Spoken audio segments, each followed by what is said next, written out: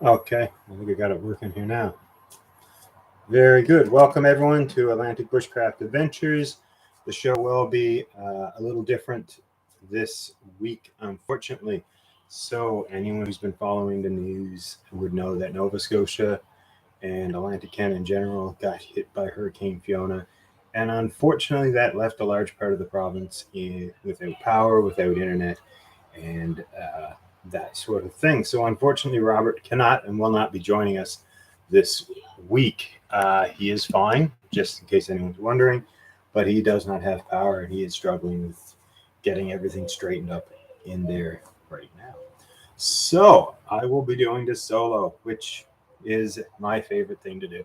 No, I do miss having Robert here for this.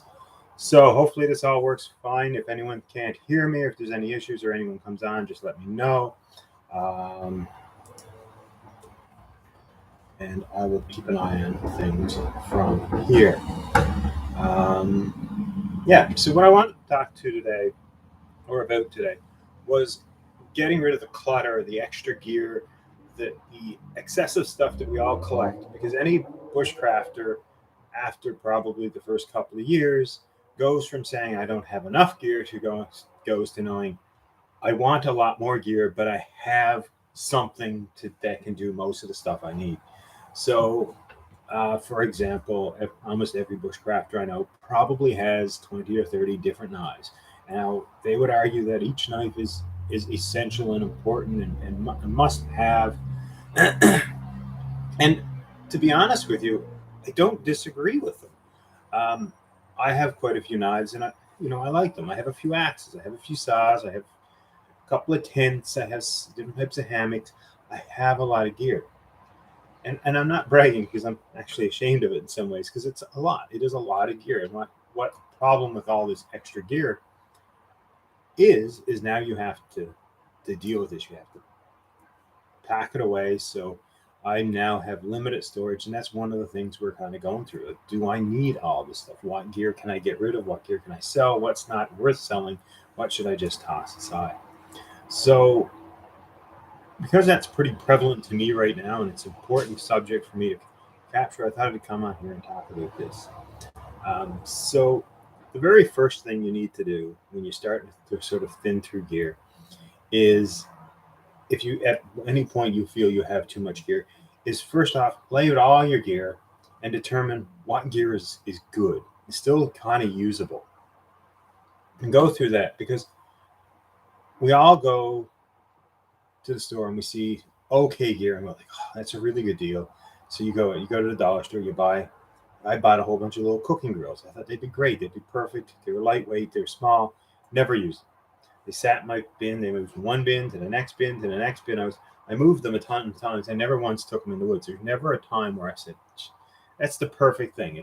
It was a niche thing that would work really cool in a couple of situations, but I could never predict if those situations would be the one I'm going. And then I'm like, when I'm packing my gear, I always took a piece of gear that was much more guaranteed to be useful. So rather than saying, "Okay, I need those," that's one of the first things I go through. I just look through my gear and see what isn't overly useful, what am I not going to take, or what's not in good enough shape to take anymore. We always get gear that has wear and tear. You look at that gear and say, it's torn, it could be repaired, but am I going to repair it? Is it worth repairing? Is the repair patch more than the cost of the original thing?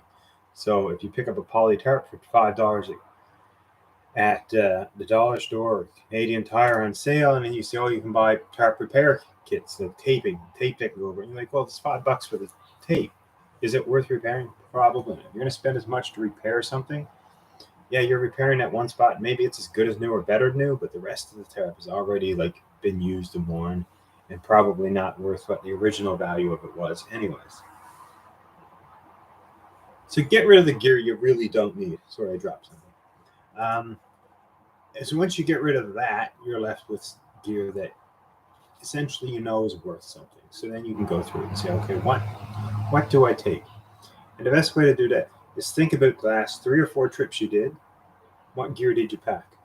And what gear did you not pack? And why did you not pack it? So you may have good gear, you may have some awesome gear, but you look at it and say, it doesn't match my hiking style. So you may have an awesome, say, stove, but you're like, it's bulky. It's only really good when I'm camping with 4 or 5 people. I usually camp with myself or one other person, and maybe I don't need the bulky gear. So that might be something that's worth selling or putting aside and saying, I just don't need that. So that's a good example. So yeah, so look through it. What did you have? Like when you go through all your gear, look at the stuff you always take. You're gonna tend to have favorites, things that you just gravitate to. You won't always have a logical reason for it, except maybe it fits in your pack well, it does the job. It won't necessarily be the most expensive thing in your pack, and it won't necessarily be the cheapest. That being said, and I know I'm going to sort of veer off on a few topics occasionally, cheap gear is not necessarily bad gear, and expensive gear is not necessarily great gear. So if you have a piece of gear that's expensive, you might say, well, it's expensive, it does a good job, but I'm worried I'm going to damage it. So, for example, if you got a $100 knife and you have a $20 wire and you have a dollar store knife, chances are, for me anyways, I'll grab the $20 wire knife because I know when I take it, it's going to do the job. And if I do damage it, break it, lose it, I'm just going to replace it. Like it's fine. I will replace it. It's not going to be the end of the world. Really big monkeys here. Yes, survival kits in my pack I never use. That's something I'm hoping to get to. Yes, some gear you'll never use, but you should always have on hand. Survival gear, first aid kits. That's gear that you carry because it's the difference between life and death. And you hope to never use it. The thing you can do with some of that gear, though, is identify what's in it. It's really good to go through it and think, is this stuff that's actually going to be useful? I'll use a repair kit for this. I have a little repair kit that I can take. It has some sil nylon stuff. It has some poly stuff. It has a few different patches to repair different types of gear. If everything I have is sil nylon, I don't need to take the rubber patches and polyurethane patches and those extra patches that I don't need. Survival gear. I change mine up a little bit in the summer. So in the winter, I'm going to have extra warm clothes. I'm going to have some hand warmers. I'm going to have stuff that I don't necessarily need in the summer. So you will split that up, and that does make sense. Keep that in mind when you're doing it. Definitely don't look at your gear and say, don't look at your gear and say, oh, I haven't used it the last 3 or 4 times. Take a look at least a year, maybe even 2, because you may have had a mild winter or a different winter, and you say, oh, yeah, I didn't use it last year. Well, that doesn't mean you won't. So as you weed through, you're going to go through these various things. What do I need? What do I take? You're going to sort of come down to what I'm at this point. This is where I'm to right now. Is I still have gear that I love, I want, and I still know I don't take it as enough, and I have trouble getting rid of it. And that's a me problem. But you do have to really be very honest with yourself and say, when you're looking at some of this gear, it's good, it's great gear. Somebody might love it, but I'm probably not going to use it. I don't see that coming up in the next little while. That might be the gear to get rid of. And then you're in a much better spot. So when you go to pack your gear away and you have less gear, when you go to do your next packing trip, when you're in a pack trip and you go in, you're not going through 30 pots. You've narrowed it down now to 3 or 4 pots, and it might be size up the camping you do. Do you do a lot of solo? Do you do some with friends and family? Do you do some bigger trips? Figure out what gear is good for that. What I try to do is create packs or boxes or divide my gear up into certain types. So when I open it up, I can identify those types. So it's okay, this is winter trip. I can grab my winter box, and that's what I take in the winter. So it'll be usually warmer stuff, more robust stuff that is really going to work in the winter. And then I have stuff that I'll use in the summer. So some stoves, for instance, don't work well in the cold. I find the butane ones, if I'm going to take them, they're not so great in the winter. The cold kills them unless you have some way of warming up that fuel before you light it. It gets colder anyways, and eventually it'll barely light. And we tried this a few years ago. Me and my daughter went out for a trip, took our little butane stoves. It was probably minus 20, 24, and we were lucky to get a flicker. like it lit, but like boiling water was not a, like it was like a 15-20 minute thing where on a 20 degrees day, 2-3 minutes, that same stove was boiling a cup of water. And this time I couldn't boil it to save my life. Uh, I was just able to warm it. So choose that gear, like divide that gear up to even seasonal. So and different types of trips. So once you have those out, you can sort of figure it out. And once you go through all this, see, do I have duplicates? Do I have two things that do the exact same job? Don't really give me much of an advantage. And if you do, why do you have two things? Is it because you need a spare because you're really worried one's going to break? Is it that expensive to replace? So if you got a great stove, say you have two great stoves, but it's a really reliable, good stove, do you need a backup? Do you need to store a backup? And if you can run down to the local hardware store or local outdoor store and buy the same thing for a reasonable amount of money at any given time, then holding that extra stock, that extra stuff around is kind of a waste, because even sitting in your box, it can deteriorate. O-rings and things like that can just start to fail over time, just from aging and not being stored necessarily properly, or just getting beat around as you move things around. So keeping that, you're not necessarily really giving yourself that much advantage. It's taking up space, and it's potentially still getting used. So if you can give that, sell that, whatever, to get rid of it, take it out of your kit, now you're down to what you really need. I'm really guilty of that might come in handy, and keep a few extra things. But yeah, thinning that gear out will really help your trip. So when it comes time to planning your trip next month, next week, next year, whatever trip you have, when you have less gear, exactly, yeah. So Dave here said that he's had ferro rods turned to powder because they're stored improperly. I've had lighters that same thing, like the flints in them kind of went bad, and it took a ton of work to fix them. I've seen stoves gum up from over time.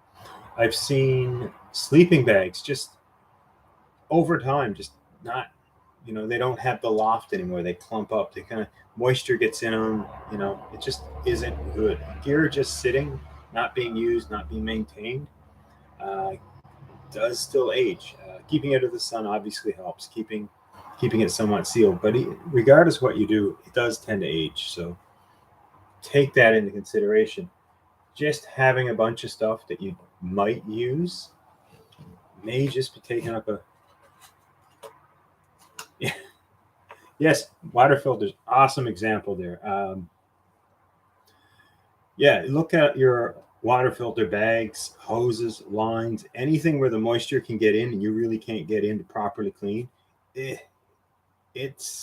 really probably should be replaced on a very regular basis. And having a whole bunch of those kits, especially if they've been used, they're sort of the thing. If it's brand new and stored and sealed and it's original, you might get a bit more time out of it. But yeah, these things are hard to get. Amazon here in Canada, and probably even easier in the States, you can order a decent, Sawyer or Life Straw and get it delivered in a day or two. So if you realize yours is bad or broken and you're already in the woods, you're not getting one there. When you get back, you can order it and have it the next day. So it's an easy, fast replacement. There's not really a huge need to have like 15, 20 spares.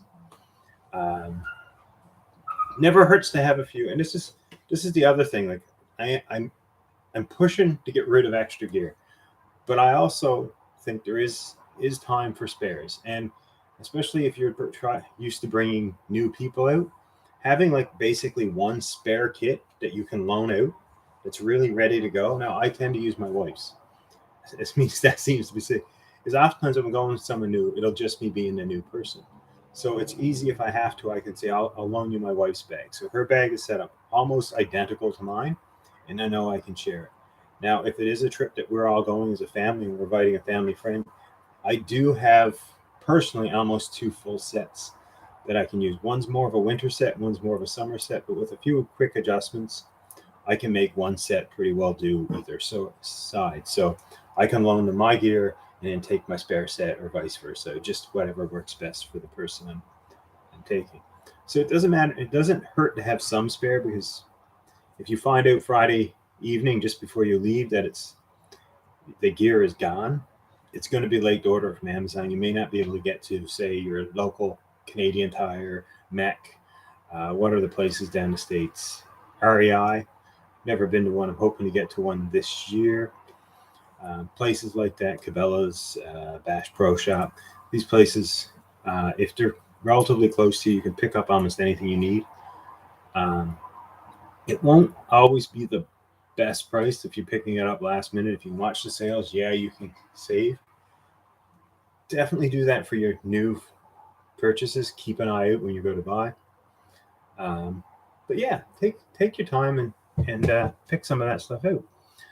So yeah, so these are the things I'm telling you. Like, go through your gear, determine what's not really good. I guarantee you, if you've been bushcrafting for more than a couple of years, there's gear in there that probably should be tossed. Go through and think, is this something I really like? Is it something that I really enjoy and I'm look forward to using? And if it's not, toss it. Yeah, toilet paper. Yeah, that's happened to me. I have to admit, and it's not fun. I often take toilet paper. The other thing I take is wet naps, and I know that's a little off topic, but I almost always have a little bag of wet naps, because no matter how bad it gets, you can pretty well clean yourself up pretty good with a wet nap, and you can use it for almost anything. You can use it to clean some of your dishes if you have to. So I have a pack of that laying around that I can just toss in, whether it's a handful of sheets that I put in a Ziploc bag to get it down, or if it's a big trip, I'll take a full pack. Yeah, and that's a good topic actually for any group camping. If you have a group of people you often camp with, it really works good, and I really loved it when I was still in Nova Scotia, and I had my buddies that I camped with a lot. We all kind of knew what each other were going to take. Like, I took my saw, my buddy always took his axe, somebody always took a frying pan. It's really good to have that stuff clearly identified, like who's bringing what. And if you always camp with the same people, you don't need to buy a duplicate of what they have if you only need the one. Especially if you're cooking together and you're all saying, okay, we're all doing scrambled eggs on day one. We need one frying pan for that. We'll also do some burgers on that, and we're going to do some sausages, and we're going to, have your plan of what you're going to cook on that. So that works out really good. But yeah, go through and kind of size up your gear and really size it up and see, can you replace one piece of gear with another gear? Can a piece of gear do multiple tasks? And a good example of that is your good cook pot. If you have a decent cook pot, it might be better for me, and it is for me anyways. I have a pot that's probably slightly larger than I need, but it allows me to cook almost everything I'm going to ever cook in that one pot. So now I don't need to take 2 or 3 pots. I don't have to take a specific sized pot. I just use that one for multi-use. And once you've decluttered, this is the way I look at it, and my wife would disagree. The beauty of it is once you've decluttered it and you kind of got it down, now you can really identify what gear do you really love, what gear do you really need, and from that gear, if you're going to improve anything, take that gear and say, okay, I still need a good pot. I have this cheaper pot. It's got some issues.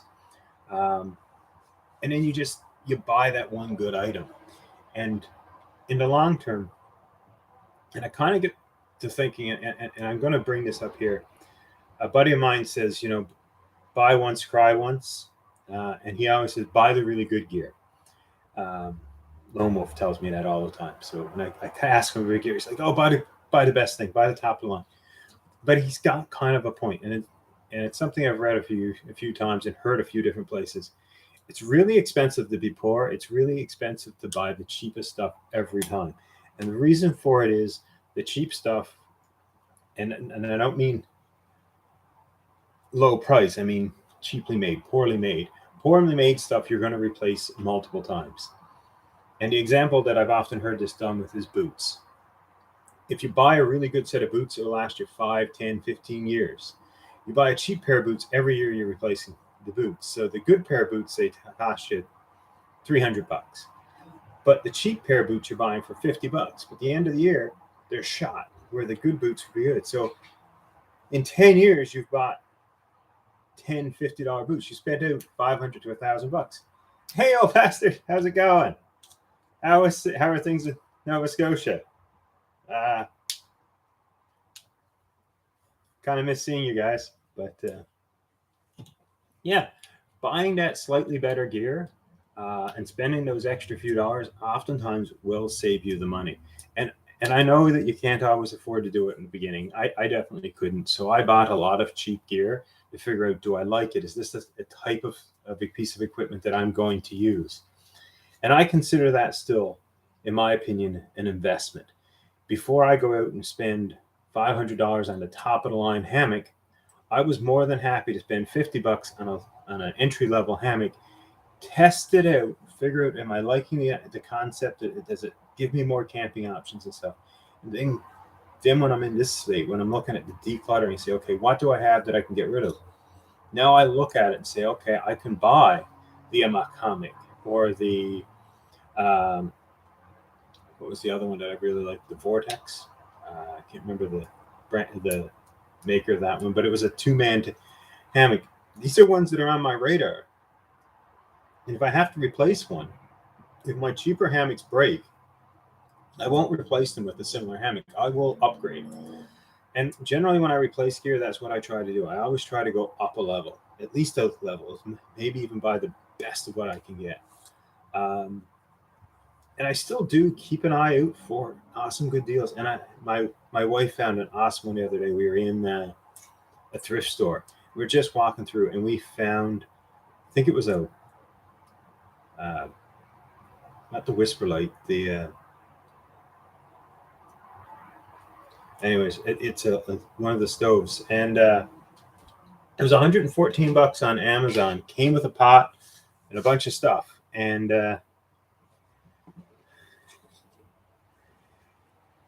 yeah, really big monkey. My first hammock was dirt cheap. I actually made it out of a tarp, and I tried a buddy's homemade one, and actually I did like it. But I did buy a decent one, a good mid-range or upper for my first one, and I bought a few other ones. White canvas tent. Oh yeah, yeah. So I'm just gonna quickly, because I mentioned it. Now I have to sort of be able to say what we bought. But yeah, we were very impressed by finding this really good stove for a good price. We paid $5 at this thrift store for a stove that costs $100 and something. So you can buy good quality gear cheap if you're looking around. Keep an eye on the Facebook marketplaces. A lot of people buy this gear. It's shocking how many people will buy a high-end hammock or a high-end tent or a high-end pair of boots or high-end something.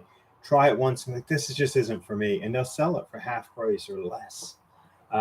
What happens is often it ends up sitting in their closet for 2-3 years, and they're like, oh, I don't need this, and they don't know anyone who's into it, so it's just, I just want to get rid of it. They don't even really look into it, or they donate it to a thrift store. So once you've narrowed your gear down, well, here's the beauty. Write down all the gear you have, all the gear you like, and then what you would really like to have. And you have that good gear, you've narrowed down, but if you have to go to replace something later, make sure you always know what you have and know what to replace it with. A good trick, and this is one I don't do, a good trick though is to label all your boxes with what's in it. And when you're labeling it, like create an inventory list. It even helps to weigh some of this stuff. Like I did start an Excel sheet. I have a few of them started actually, where I took each piece of gear, I labeled, hammock, 1 Tigris, quantity 1, weighs 1.6 pounds. Like I had everything down in pounds or ounces or whatever, and I had everything laid out. So when I wanted to, the theory was when I want to go camping, I could go in, click on the ones I want, filter for that, and get my approximate bag weight. And so when I was trying to do ultralight stuff, that came in handy. And there's another thing. Choosing your gear, take a few minutes, go through it all and say, okay, is there stuff that's overly heavy? Is there things overly bulky? Is there things that just don't pack well? And once you've done that, I think you really have decluttered a lot of stuff. It helps me, anyways. Um, I do like kits. I do love taking kit setup. So I have one for when I'm going to car camp. I have one for when I'm going to winter camp, and I have one for when I'm going to summer camp. And that seems like a lot. And there is some stuff that swamps between the two of them, and I know what that is. And that's usually in a like a sort of a separate bag that I can easily move from one pack to the next. And it usually sits in the pack I'm most likely to use for the season or for the next trip. But I know if I'm going to switch up and say no, I'm doing a car trip, I'll just grab that piece, and that's usually consists of some of my more expensive gear. So my good sleeping bag, or my mattress if I'm going to ground camp, or my hammock if I'm going to tree camp. Uh, that stuff sort of stays packed, but then I can easily move that using a nice dry bag or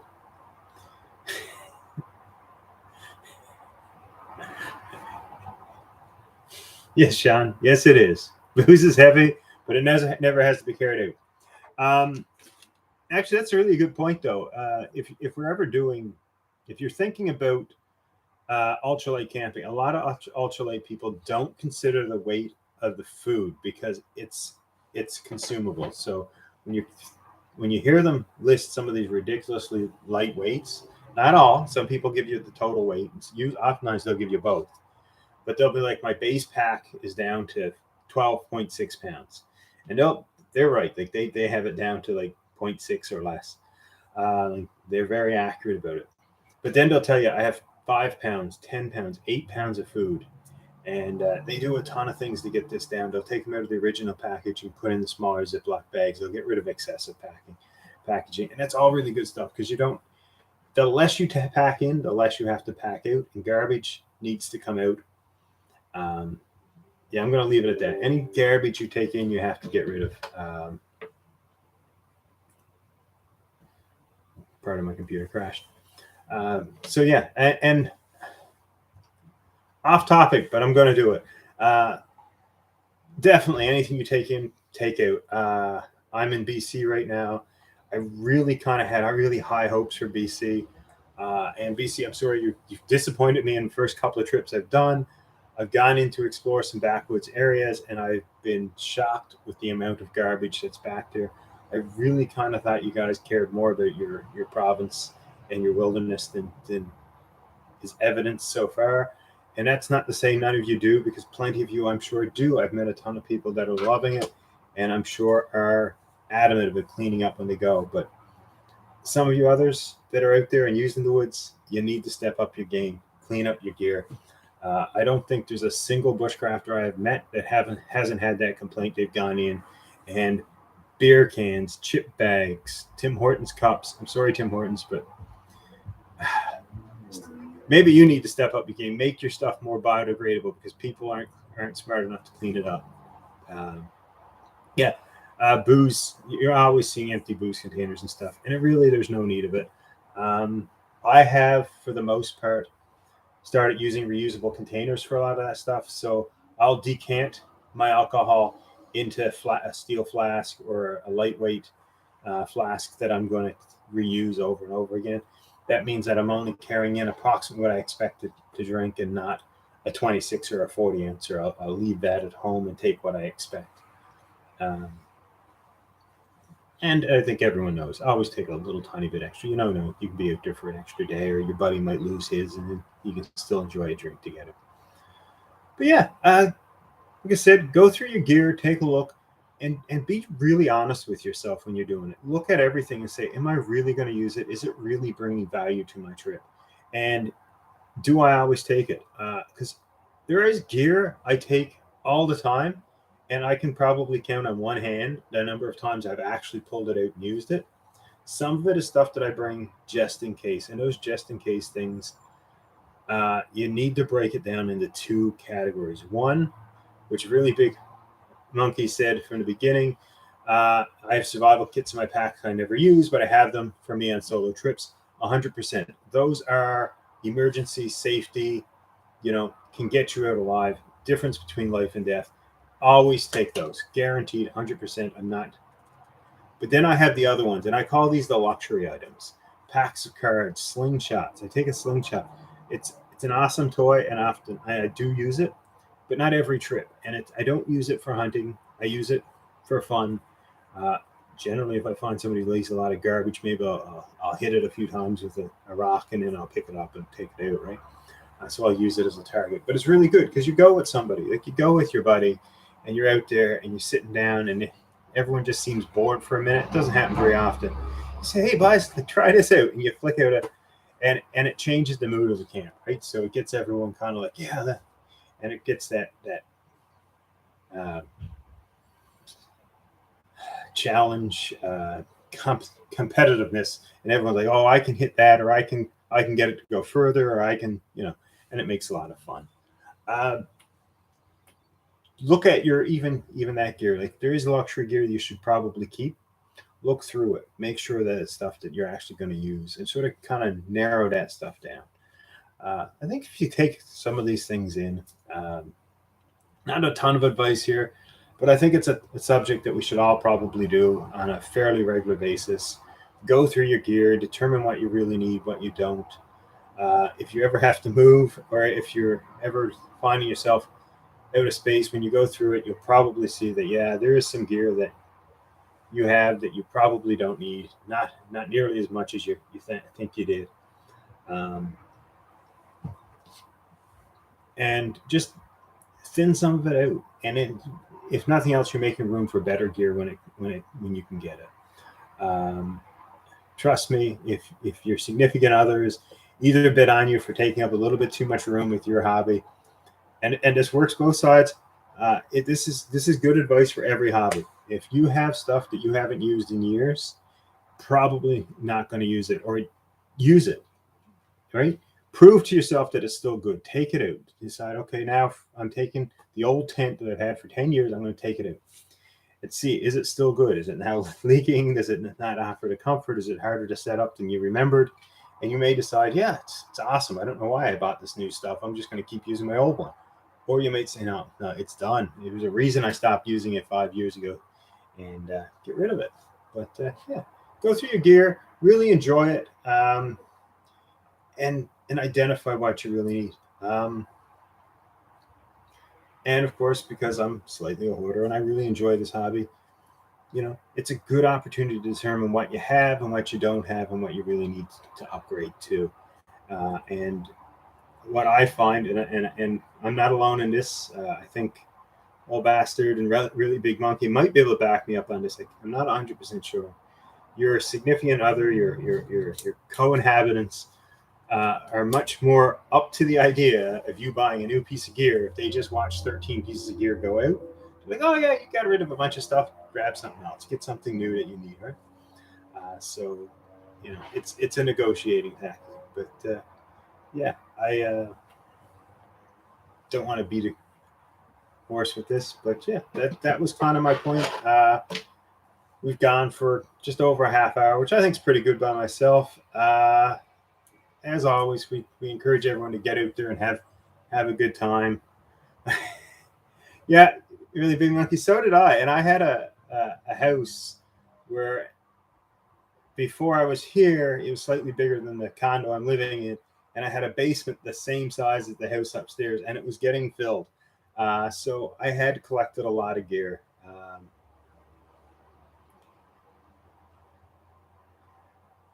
Sean, you have used your canoe. You used it with me just a year and a half ago. So, or not even a year and a half ago, a year ago, we took your canoe out. So you did use it last year. And I do miss that trip. It was a great trip. So don't sell your canoe. Canoes are great. But yeah, go through it. And determine the gear. What gear really brings you joy? What really brings you fun? So anyone, Sean, I got to ask a question while you're here. What happened to the video we were getting from that trip? I've never seen it. Like I was kind of hoping to show some people. We had a great trip. We went in the backwoods of Nova Scotia, and it's been brought up on this channel a few times.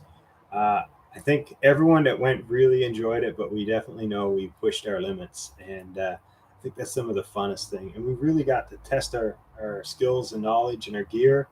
And every trip I go, I learn something new, and I learned a ton of stuff that trip. And I kind of looked through my gear after that one, and did shed some stuff. So it is something. Every time you go, take a few minutes when you're unpacking to go through your gear and just determine what did I use and what did you not. If you can, keep a journal. It was a super fun trip. Hopefully we can plan another one soon, and we'll definitely try to do it. Maybe next year. Yeah, let's aim for next fall as a possible way of figuring out how to get me out there and plan a trip. I still have boats in Nova Scotia, so I won't even need that much gear, buddy. And I'm pretty sure if we reach out to Chris, he's in. We got a few people. We can get a good trip going. So yeah, I hope you guys enjoyed this. As always, get out there, have some fun, really enjoy the outdoors. Use your gear, figure out what you need and what you don't. And if you're not using the gear, get rid of it. Sell it, give it away. If it's no good, throw it away. Don't hoard a ton of gear you don't need. What you're going to find is it's just going to make planning trips in the future that much easier.